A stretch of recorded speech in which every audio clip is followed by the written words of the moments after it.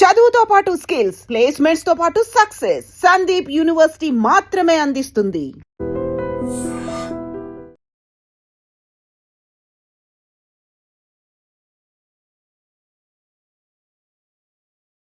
Telangana speaker గారు ఏదైతే ఫిర్యాదు గతంలో కొంతమంది ఫిరాయింపుదారుల మీద చేసినటువంటి ఒక పిటిషన్ని 10 మంది ఎమ్మెల్యే ఉంటే 10 మంది కూడా ఫిరాయించలేదు అనేటటువంటి ఒక తీర్పు ఏది ఇచ్చారు.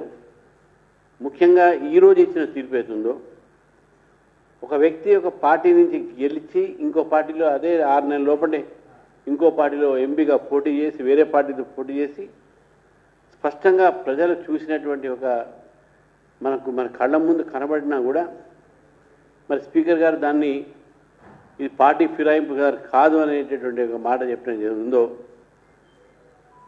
ఒక వ్యక్తి ఒక పార్టీలో గెలిచి ఇంకో పార్టీ క్యాండిడేట్కు ప్రచారం చేసినటువంటి ఒక స్పష్టమైనటువంటి ఒక రికార్డ్స్ ఉన్నప్పటికీ కూడా వాళ్ళిద్దరు కూడా పార్టీ ఫిరాయించలేదు అని చెప్పేసి ఏదైతే తీర్పు ఇచ్చారో, ఇది ప్రజాస్వామ్య వ్యతిరేకమైన తీర్పు. ఇది ప్రజాస్వామ్యాన్ని, ప్రజల ఒక తీర్పుని అగౌరవపరిచినటువంటి తీర్పు ఇది. ఈ తీర్పు ఏది ఉందో, నేను రాహుల్ గాంధీ గారిని అడుగుతున్నాను, మీ నాన్నగారే ఈ యాంటీ డిఫెక్షన్ లా తీసుకొచ్చారు. అప్పుడు 10th షెడ్యూల్లో దాన్ని యాంటీ డిఫెక్షన్ను అమెండ్మెంట్ చేసి తీసుకొచ్చారు.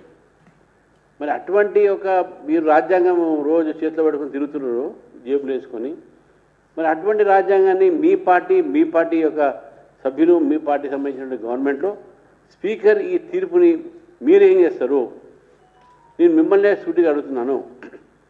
అయితే ఇది ఏ రాజ్యాంగం అయితే మీరు పట్టుకొని తిరుగుతున్నారో దాన్ని అగౌరవపరిచినట్టు కదా.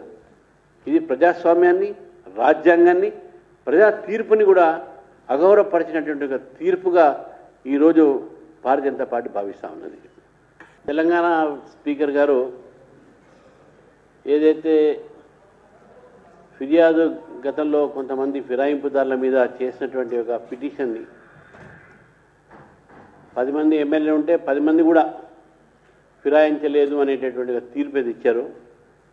ముఖ్యంగా ఈరోజు ఇచ్చిన తీర్పు ఏతుందో, ఒక వ్యక్తి ఒక పార్టీ నుంచి గెలిచి ఇంకో పార్టీలో అదే 6 నెలల లోపలే ఇంకో పార్టీలో ఎంపీగా పోటీ చేసి వేరే పార్టీతో పోటీ చేసి స్పష్టంగా ప్రజలు చూసినటువంటి ఒక మన కళ్ళ ముందు కనబడినా కూడా మరి స్పీకర్ గారు దాన్ని ఇది పార్టీ ఫిరాయింపు గారు కాదు అనేటటువంటి ఒక మాట చెప్పడం ఉందో,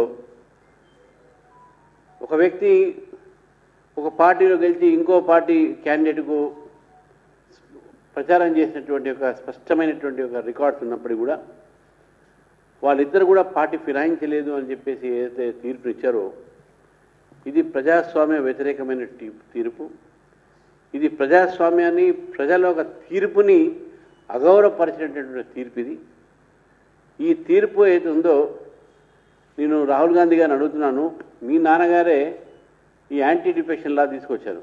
అప్పుడు 10th షెడ్యూల్లో దాన్ని యాంటీ డిఫెక్షన్ను అమెండ్మెంట్ చేసి తీసుకొచ్చారు. మరి అటువంటి ఒక మీరు రాజ్యాంగం రోజు చేతిలో పట్టుకొని తిరుగుతున్నారు జేబులు వేసుకొని, మరి అటువంటి రాజ్యాంగాన్ని మీ పార్టీ యొక్క సభ్యులు, మీ పార్టీ సంబంధించిన గవర్నమెంట్లో స్పీకర్ ఈ తీర్పుని మీరేం చేస్తారు? నేను మిమ్మల్నే సూటిగా అడుగుతున్నాను. అయితే ఇది ఏ రాజ్యాంగం అయితే మీరు పట్టుకొని తిరుగుతున్నారో దాన్ని అగౌరవపరిచినట్టు కదా. ఇది ప్రజాస్వామ్యాన్ని, రాజ్యాంగాన్ని, ప్రజా తీర్పుని కూడా అగౌరవపరిచినటువంటి ఒక తీర్పుగా ఈరోజు భారతీయ జనతా పార్టీ భావిస్తూ ఉన్నది.